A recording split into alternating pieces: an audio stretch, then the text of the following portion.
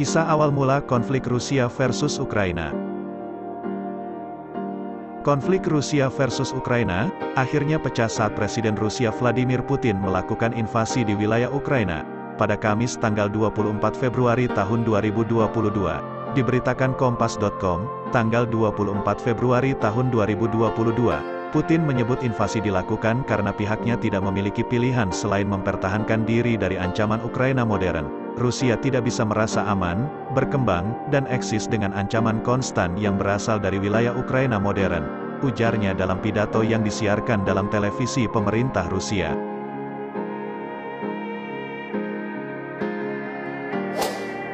Sejarah konflik Rusia versus Ukraina. Dilansir dari Al Jazeera, sekitar 1200 tahun lalu, Rusia, Ukraina, dan Belarusia lahir di tepi sungai Dnieper di Kievan Rus, sebuah negara adidaya pada abad pertengahan yang luasnya mencakup sebagian besar Eropa Timur.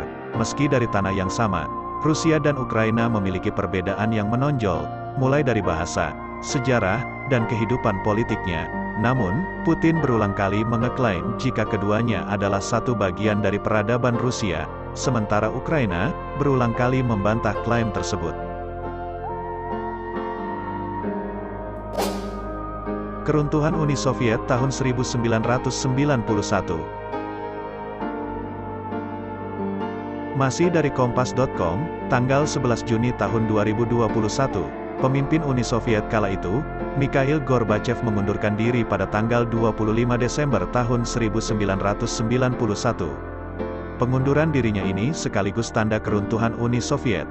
Sebelum pengunduran Gorbachev, tepatnya pada tanggal 1 Desember tahun 1991, 90% warga Ukraina menyetujui referendum kemerdekaan dari Uni Soviet. Presiden Ukraina, Belarusia, dan Rusia pun bertemu untuk secara resmi membubarkan Uni Soviet, sesuai aturan yang tertulis dalam konstitusi Uni Soviet. Dengan demikian, Ukraina merdeka secara de jure dan diakui oleh komunitas internasional. Setelah Ukraina merdeka, hubungannya dengan Rusia mulai memanas saat Viktor Yushchenko terpilih sebagai Presiden Ukraina pada 2005. Selama periode kepemimpinan Yushchenko, Ukraina cenderung mendekat ke Uni Eropa ketimbang Rusia. Hal inilah yang kian memanaskan hubungan keduanya. Hubungan keduanya lumayan mereda saat pemilihan umum 2010. Viktor Yanukovych terpilih menjadi Presiden Ukraina. Yanukovych adalah seseorang yang didukung oleh Rusia, dan menginginkan Ukraina lebih dekat dengan Moskwa, ibu kota Rusia.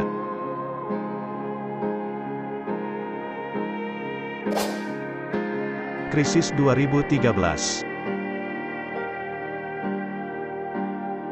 Ukraina dilanda krisis dengan merebaknya protes di ibu kota Kiev pada November tahun 2013. Kala itu, massa menentang keputusan Yanukovych yang menolak kesepakatan integrasi ekonomi yang lebih besar dengan Uni Eropa. Seperti yang telah dijelaskan sebelumnya, kepemimpinan Yanukovych cenderung dekat dengan Rusia. Inilah yang menjadikan ia menolak integrasi ekonomi Uni Eropa. Setelah tindakan keras oleh pasukan keamanan, massa unjuk rasa justru bertambah dan konflik pun semakin meningkat. Puncaknya adalah pada Februari tahun 2014, saat parlemen Ukraina melengsarkan Yanukovych dari jabatannya. Pelengseran Yanukovych menyebabkan konflik dalam pemerintahan Ukraina. Pemerintahan terbagi menjadi dua kubu, yakni pendukung Uni Eropa dan pendukung Rusia. Pendukung Uni Eropa berasal dari masyarakat dan politisi Ukraina daratan, sedangkan pendukung Rusia berasal dari masyarakat dan politikus Crimea, sebuah semenanjung di kawasan Laut Hitam.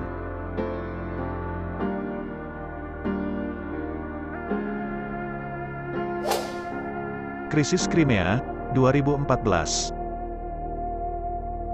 Awal 2014, Crimea meminta bantuan Rusia untuk menyelesaikan konflik di dalam negerinya. Pemerintah Rusia pun menerima permintaan tersebut, dan mengirimkan pasukannya untuk menduduki Crimea. Hal tersebut Rusia lakukan lantaran letak geopolitik Crimea yang strategis, dan bisa dimanfaatkan Rusia untuk memperkuat pengaruh di kawasan Eropa Timur dan Timur Tengah. Melihat campur tangan Rusia atas konflik dalam negeri Ukraina, Uni Eropa pun mengecam. Situasi Ukraina kemudian meningkat pada Juli tahun 2014, dan membuat Amerika Serikat dan Uni Eropa berselisih dengan Rusia. Sementara itu, sejak akhir Februari tahun 2014, Demonstrasi oleh kelompok pro-Rusia dan anti-pemerintah berlangsung di kota-kota besar di seluruh timur dan selatan Ukraina. Protes di wilayah Donetsk dan Luhansk meningkat, dan berkembang menjadi pemberontakan separatis bersenjata. Hal tersebut membuat pemerintah Ukraina meluncurkan serangan militer balasan terhadap pemberontak, yang berdampak pada munculnya konflik bersenjata di Donbas.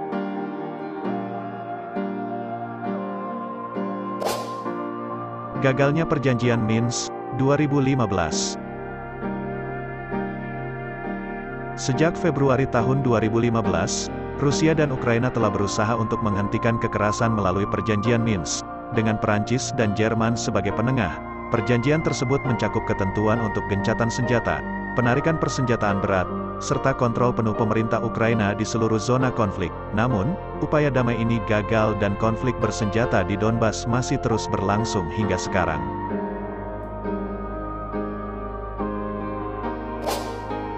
Ukraina ingin gabung NATO. Konflik Rusia versus Ukraina yang terjadi saat ini, juga disebabkan keinginan Ukraina untuk bergabung dengan NATO. Keinginan Ukraina tersebut semakin memicu ketegangan antar keduanya. NATO sendiri adalah organisasi pertahanan dan keamanan di kawasan Atlantik Utara, yang meliputi negara-negara Eropa, Amerika Serikat, dan Kanada. Beberapa negara bekas Uni Soviet juga menjadi bagian dari NATO, seperti Lituania, Estonia, dan Latvia. Putin akui kemerdekaan Donetsk dan Luhansk 2022.